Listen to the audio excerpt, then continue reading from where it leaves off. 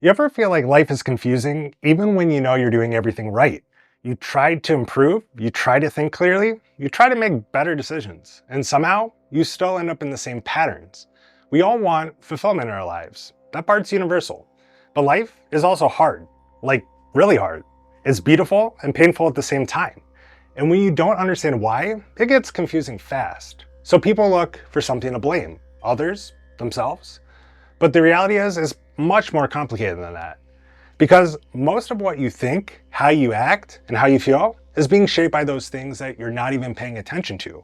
Systems, incentives, structures. And this channel is here to make those visible. Because if you don't see the systems, you'll keep trying to fix yourself inside of it. Because the truth is, most of life is out of your control.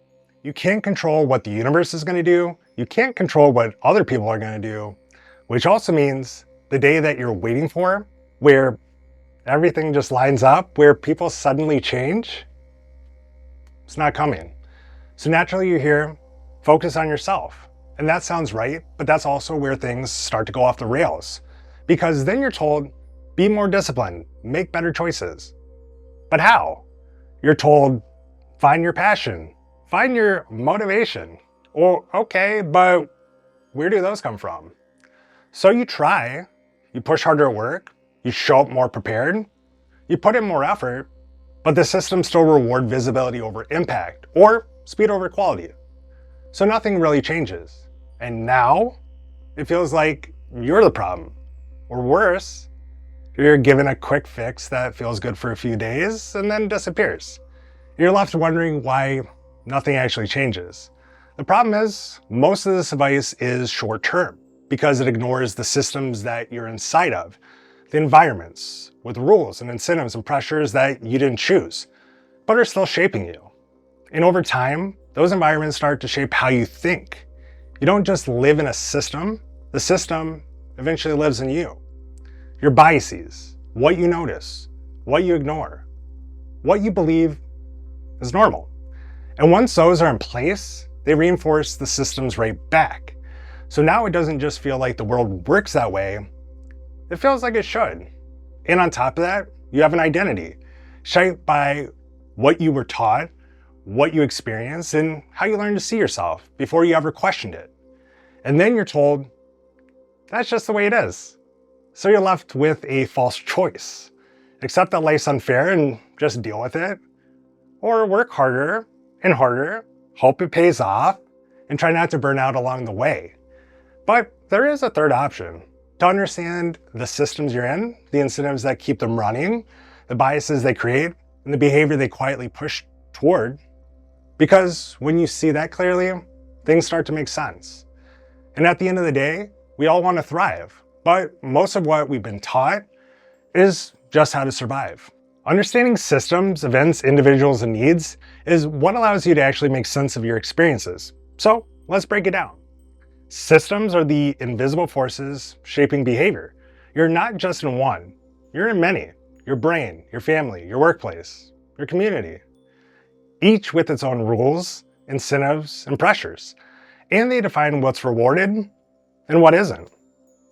This is the layer that you have the least direct control over, but it influences almost everything. Events are what you see on the surface, what happened. But most events aren't random. They're results of systems, structures, and incentives pushing people towards certain actions. And yet, we simplify them. Good or bad, success or failure. When in reality, they're usually the outcome of something deeper. Individuals, this is where identity comes in. Your biology, your experiences, how you see yourself, the role you believe you play, and most importantly, your ability to become aware of that and adapt. Because once you understand yourself and the systems around you, you're no longer just reacting. You can start choosing. If systems shape behavior and identity interprets it, then needs explain why it all matters. This is what sits underneath everything, what actually drives behavior. This is where we'll build on the work of Abraham Maslow, but not as a ladder climb, not as a checklist, but as a way to understand what you're actually optimizing for. Because this isn't really about chasing status or accumulating more. It's about something deeper. How do you build a life that actually feels fulfilling? How do you use what you understand about yourself in a way that actually works for you, while still being okay with everything that you can't control? And the last part is the hardest, but it's also the most empowering. Understanding why you think the way you do, why you act the way you do, why systems are structured the way they are. Those aren't easy questions. And honestly, it's often easier not to ask them. Most people don't. But if you're not asking those questions, how do you expect life to make sense? Why it feels so confusing? Why things don't line up? Why change feels hard? Because no amount of motivation, self-help, or pressure can solve something you don't understand. And at the same time, everyone's life is different. Different experiences, different environments, different constraints. So there's no perfect answer. But there are patterns. Because even if your life is unique, the systems shaping it are not. And when you start to see those patterns, you don't just see what happened, you start to understand why it happened. And that's where things begin to change. Because clarity creates leverage. The more clearly you can see, the more you can anticipate outcomes, adjust your behavior, and make decisions that actually align with reality. Not perfectly, not with total control, but with more awareness and more choice. And over time, that creates something most people never fully develop: conscious autonomy. This changes how you see yourself in real time. You start to notice your habits.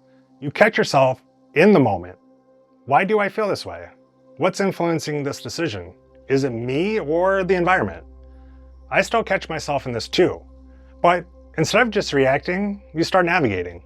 Because once you understand the mechanisms behind your behavior and your environment, you can anticipate it and respond differently. You start to see why change feels so hard, why systems operate the way they do, how they preserve themselves, and how they reward people who maintain them even when it comes at a cost. You start understanding why you keep doing the same things, especially when you've never fully seen the systems you're inside of. And then you zoom out even further, because those patterns, they're not new. Humans have operated this way for thousands of years, which means the same patterns show up again and again in work, in relationships, and systems, repeating themselves, often without anyone realizing it. And once you see that, something shifts.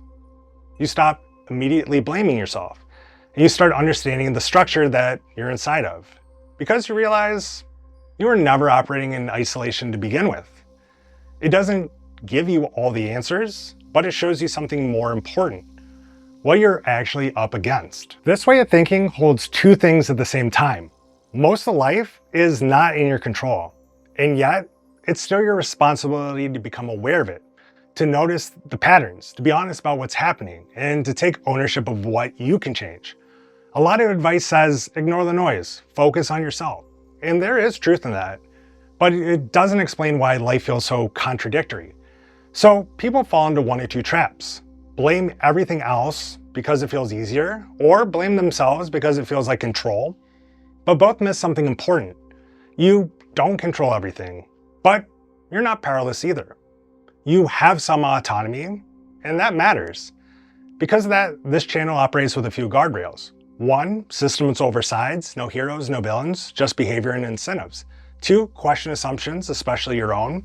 3, clarity over comfort. And 4, this isn't about being right, it's about seeing better. Because when you're not defending identity, you can actually understand reality. And when multiple people are doing that, you can align faster, solve better, and build things that actually work. So this isn't about having everything figured out. It's not about controlling every outcome, and it's definitely not about becoming perfect. It's about seeing more clearly. Because when you can see the systems you're in, recognize the patterns, and understand what's actually driving behavior, yours and everyone else's, life starts to feel less random, less confusing, more understandable. Not easy, but understandable. And that shift from reacting to understanding is where everything begins to change. Because most people spend their lives trying to fix themselves without ever seeing the systems they're inside of. But once you see it, you start working with it instead of constantly working against it. And that's where we're going next. Because underneath all of this, systems, identity, behavior, there's something even deeper. What actually drives us in the first place? What we're all, in different ways, trying to satisfy. That's where we go next. And always, guys, appreciate you. You guys are awesome. And we'll talk soon.